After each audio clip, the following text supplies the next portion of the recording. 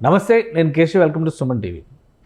ఆంధ్రప్రదేశ్లో, తెలంగాణలో రెండు రాష్ట్రాల్లో ఒక స్టార్ ఇమేజ్ ఉన్నటువంటి ఏకైక వ్యక్తి మెగాస్టార్ చిరంజీవి. రాజకీయాలుగానే కావచ్చు, అలానే సినిమా పరంగా కావచ్చు, ఆయనకు ఒక ప్రత్యేకమైనటువంటి స్థానం ఉంటుంది. ఎవరు ఊహించిన విధంగా ఢిల్లీలో జరిగేటువంటి సంక్రాంతి వేడుకలకి ప్రధానమంత్రి ప్రత్యేక ఆహ్వానితులుగా ఉంటే, దానికి ప్రత్యేక ఆహ్వానితులుగా చిరంజీవి గారు కూడా వెళ్ళడం అనేది ఇప్పుడు ఆసక్తికరమైనటువంటి అంశంగా మారింది. రాజకీయాల్లో ఏ నిమిషంలో ఏదైనా జరగవచ్చు అనడానికి అనేక సంఘటనలు ఉదాహరణలుగా కనిపిస్తాయి. ఢిల్లీలో చిరంజీవి చేసిన సెలబ్రేషన్స్ ఎటువంటి వైబ్రేషన్స్ ఇవ్వబోతున్నాయి, ఒకసారి విశ్లేషించేటువంటి ప్రయత్నం చేద్దాం. మనతో పాటు చందు శ్రీనివాస్ గారు, అనలిస్ట్ చందు శ్రీనివాస్ గారు. నమస్కారం. నమస్కారం అండి. చిరంజీవి గారి గురించి అందరికీ తెలుసు. సినిమా ఇండస్ట్రీలో ప్రత్యేకంగా ఆయన గురించి మనం మాట్లాడాల్సిన అవసరం లేదు. రాజకీయాల్లో ఆయనకు ఒక ఇమేజ్ ఎస్టాబ్లిష్ చేసుకొని ప్రస్తుతం ఉన్న రాజకీయాలను తట్టుకోలేక ఆయన కాస్త ఒక రకంగా చెప్పాలంటే అక్కడి నుంచి వానప్రస్థం తీసుకొని మళ్ళీ సినిమా ఇండస్ట్రీలో కంటిన్యూ అవుతారు. కానీ రాజకీయాల చర్చ వచ్చిన ప్రతిసారి చిరంజీవి గారి ప్రస్థానం కూడా కంపల్సరీ వస్తుంది.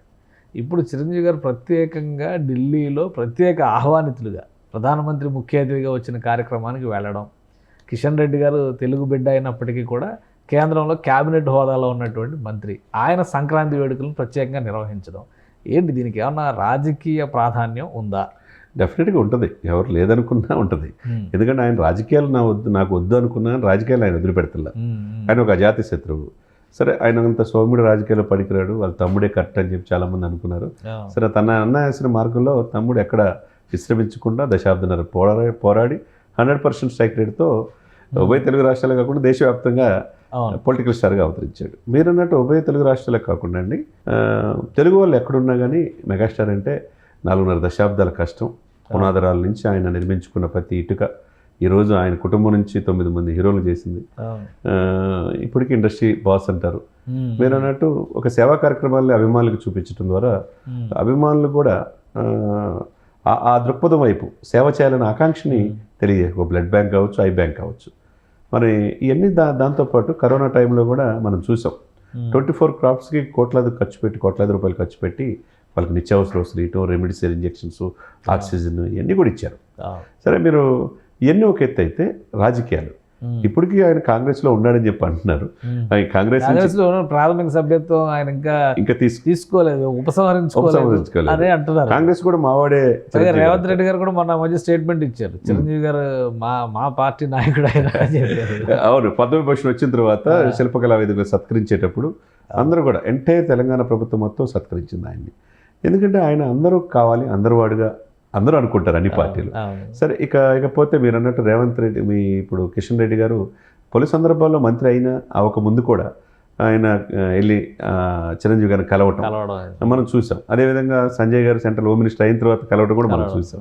ఇవన్నీ అందరికీ ఏంటంటే ఆయన ఒక స్ఫూర్తి. అనేక మంది హీరోలు కావచ్చు, తర్వాత జడ్జీలు కావచ్చు, పోలీస్ డిపార్ట్మెంట్లు అనేక మంది స్ఫూర్తితో వేలాది కోట్ల రూపాయలు సంపాదించిన పారిశ్రామికవేత్తలు కూడా ఆయన చూసి ఒక విజేత, ఒక స్వయం కృషి ఎదిగా ఉంటున్నారు. సరే, అటువంటి వ్యక్తిని ఈరోజు మోదీ గారి చూపు చిరంజీవి వైపు ఉందంటే మనం ఏ విధంగా చూడాలంటే, ఒకవైపు ఒక మంచి సమాజానికి మెసేజ్ ఇచ్చే హీరోగా చూడాలా, లేకపోతే రాజకీయాల్లో ఈయన అవసరం ఉందని చెప్పి బీజేపీ భావిస్తుందని అనుకోవాలా అనేది అందరి మనసులో ఉన్న మాటే. ఎందుకంటే ఎప్పుడైతే ఈ కూటమి 164 సీట్లు వచ్చిన తర్వాత దానికి ముఖ్య అతిథిగా ప్రధానమంత్రి గారు వచ్చారు. ఆ రోజు అన్నదమ్ములు ఇద్దరిని చేతులు పైకెత్తినప్పుడే ఆ సన్నివేశం చూస్తే వీళ్ళిద్దరు ఇది దేశానికి అవసరం అనేది ఒక ఇండికేషన్ వచ్చిందనేది మనం అనుకోవాలి. ఎందుకంటే ప్రజల్లో విశేష ప్రజాదరణ ఉన్న వాళ్ళు అటు సినిమాలోనే కాకుండా రాజకీయాల్లో రాణించిన సందర్భాలు మనం చాలా సందర్భాలు చూసాం. కాబట్టి ఆ విధంగా చిరంజీవి గారిని ఈ రోజున ఆహ్వానించడం, సెంటర్ ఆఫ్ అట్రాక్షన్గా అక్కడ నిలవటం, ఆయనతో పాటు పక్కనే ఉండి ఆయన భుజం మీద చేసి ఇది మాట్లాడటం, ఒక్కసారిగా రాజకీయాల్లో ఈయన అవసరం ఉందనేది అందరికీ అర్థమయ్యేటట్టుగా అనిపిస్తుంది. ఎందుకంటే దేశంలోనే అత్యున్నతమైన ద్వితీయ అవార్డు పద్మవిభూషణ్ పొందాడు. పద్మవిభూషణ్ వచ్చేటప్పుడు కూడా మనం ఒక వీడియో చేస్తే చాలామంది ఇప్పుడు పద్మవిభూషణ్ ఎక్కడ ఉంది, అసలు అవకాశమే లేదని చిరంజీవి గారి ఆఫీస్ నుంచి కూడా కొంతమంది ఫోన్ మీకున్న సోర్స్ ఏంటని అడిగారు. కానీ పద్మవిభూషణ్ అనౌన్స్ అయింది. ఇప్పుడు కూడా ఒక డిస్కషన్ నడుస్తుంది, చిరంజీవి గారు మళ్ళీ రాజ్యసభలో అడుగు పెట్టబోతున్నారు అనేటువంటి ఒక చర్చ నడుస్తుంది. సో ఈ సంకేతాలన్నీ చూస్తే ఏమనిపిస్తుంది మీకు? డెఫినెట్గా దానికి దారి పడుతుంది అనుకోవచ్చు. ఎందుకంటే రాజకీయాలు, ఆయన సినిమాలో డైలాగ్ కూడా పెట్టారు, రాజకీయాలు నేను వద్దనుకున్నా నన్ను వదిలిపెట్టట్లేవు అని. ఇప్పుడు దేశం మొత్తం అతని వైపు చూస్తుంది. ప్రజాదరణ ఉన్నప్పుడు, నాన్ కాంట్రవర్షియల్ వ్యక్తి అయినప్పుడు ఒక అజాత శత్రువుగా మనం భావించినప్పుడు ఆ వ్యక్తికి ఎన్నంటి ఉన్న తమ్ముడు ఉన్నాడు. తమ్ముడు ఆల్రెడీ బీజేపీకి కూటమికి అనుసంధానంగా పనిచేస్తున్నాడు. మరి పనిచేసేటప్పుడు అన్న ఒకవైపు తమ్ముడు వైపు ఉండాల్సిన అవసరం ఏం లేదు. అంటే బీజేపీ ఇప్పుడు 3వసారి ప్రధానమంత్రి అయ్యాడు. బీజేపీ దేశవ్యాప్తంగా 20 రాష్ట్రాలు విస్తరించింది కాబట్టి భవిష్యత్తు బీజేపీ ఉందని అనుకోవచ్చు. ఆయన ఇప్పుడు 69 సంవత్సరాల వయసులో ఉన్నాడు, 7 పదుల వయసులో వచ్చేస్తున్నాడు. ఇంకా ఆయన చూడండి ఏంటి, ఇంకా రావాల్సింది ఏంటి అంటే భారతరత్న రావాలని చెప్పేసి కొంతమంది అనుకుంటున్నారు. ఆయన రాష్ట్రపతి కావాలనుకుంటున్నారు, ఉపరాష్ట్రపతి కావాలనుకుంటారు. ఏదైనా కానీ రాజ్యసభ గవర్నరు ఇవన్నీ అంతకు మించి పొజిషన్లో బీజేపీ అధిష్టానం ఆయన చూస్తుందనేదే ఈ ఇండికేషన్స్ కనపడుతుంది. ఓకే, అంటే ఏమేమి వచ్చు ఆ స్థాయిలో, అంటే ఏం ప్రయత్నం చేయొచ్చు? ఆ స్థాయిలో అంటే ఒక అసలు ప్రాథమిక సభ్యత్వం ఆయన ఉపసంహరించుకుంటారా లేదు? ఇప్పుడు ఆయనకి ఏదో ఒక పొజిషన్ బీజేపీ కానీ ఎన్డీఏ గవర్నమెంట్ కానీ డెఫినెట్గా ఉపసంహరించుకోవాలి. మరి ప్రాథమిక సభ్యత్వం ఇంకా ఆయన ఉపసంహరించుకోలేదు కాబట్టి మా సభ్యుడే అని కాంగ్రెస్ పార్టీ పదే ఆ మధ్య ఏదో ఏఐసిసి ఆహ్వానితుల జాబితాలో చిరంజీవి గారి పేరు కూడా ఉందని చెప్పి అది కూడా చర్చ నడిచింది. నేను చిరంజీవి గారి రాజకీయాల మీద ఏం స్పందించరా? ఇంకా స్పందిస్తారు. స్పందించాల్సిన సమయం ఆసమైనప్పుడు స్పందిస్తారు తప్పకుండా. ఎందుకంటే ఆయన అవసరం అనుకున్నప్పుడు, ప్రజలకి ఈ దేశానికి సేవ చేయాలన్న ఆలోచన వచ్చినప్పుడు, గౌరవప్రదమైన పోస్ట్ ఆయన ఆఫర్ చేసినప్పుడు డెఫినెట్గా. కానీ ఒకటి ఏంటంటే రాజ్యసభలో 4 సీట్లు రాష్ట్రపతి కోటా కింద నామినేట్ చేసేటువంటి 4 సీట్లు ఖాళీగా ఉన్నాయి. జనవరి ఫిబ్రవరి నాటికి వాటిని భర్తీ చేయాల్సినటువంటి అవసరం ఉంది. సో కళలు, సాంస్కృతిక సేవా రంగాల దృష్ట్యా చూస్తే కనుక చిరంజీవి గారు చేసినటువంటి విశేష కృషి అందరికీ తెలిసింది.